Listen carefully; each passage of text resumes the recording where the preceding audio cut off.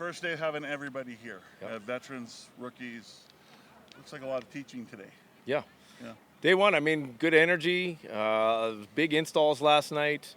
I thought guys handled the information. Defense was flying around. That's usually the norm. You know, it takes the offense a little bit to get timing and figure out spacing and that kind of things. But good energy, pretty good execution in practice. Do you have to kind of, and now it's hard to hold the guys back. They've been waiting to play football for months. But you have to kind of say, like, you know, you don't want to ease into things, but you don't want to, like, finding that balance on day one. You don't want to get guys hurt, that sort of thing. Yeah, no doubt. I mean, this was a smaller volume day by design. There is a progressive overload to get these guys going, and it is probably a good thing because guys were itching to get going. Everyone's excited to get out on the field and fly around, and they got juice right now, so they're trying to show it. You mentioned install last night. How important is the off-field stuff for a player during training camp? I think it's huge. There's no other time of year where we spend more time in meetings, more time in walkthroughs, more time with drill work. So that's crucially important to how fast we're going to start the season. So all the meetings, they'll leave the field now. They've got a treatment window, but then we'll come back with some review meetings, eat a meal, and then come back for another install. So I mean, they're big volume, but it's critically important. And the playbook's new for everybody, right? So that also more study work for everybody. Yeah, all three phases new for everybody. So correct. You talked a lot about culture in the off season and kind of building that. Being that this is the first day, you kind of see everybody together and that type of thing. How's that going to start? It's going good. I mean, culture is who you are on a day-to-day basis, you know, and we're backing it up with action. And you know, we set the vision of who we want to be, and now it's about putting in the work in to become that. You mentioned defense flying around. Defense usually is the first phase that kind of gets it first because it's, you know, reaction, that sort of thing. Early part in the season, how much are you going to need to rely on your defense, you think, to try and, you know, give time for the offense to gel?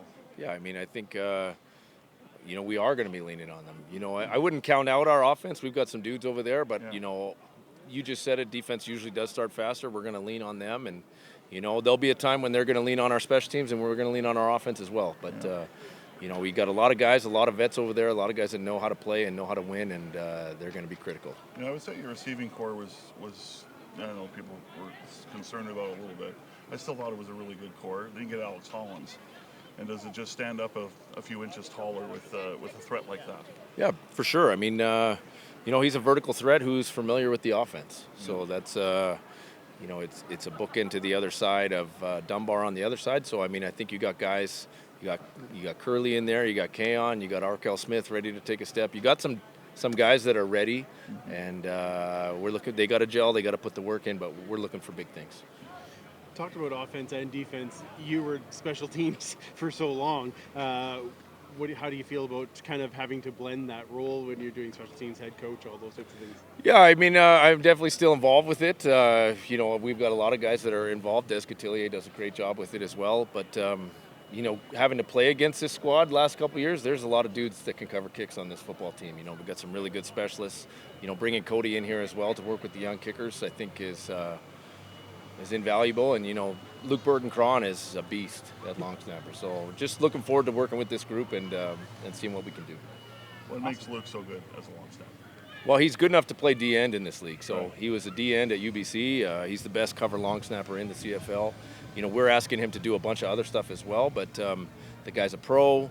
If you stand beside him, you know that the weight room's important to him, and you know, he can sling it. And I'm just excited for those guys to work on the battery of their op and get on the same page. But I think arrow up all the way. Fantastic. All right. Thanks, Mark. Thanks, guys. Thank you, Mark. Thanks, Mark. Appreciate it.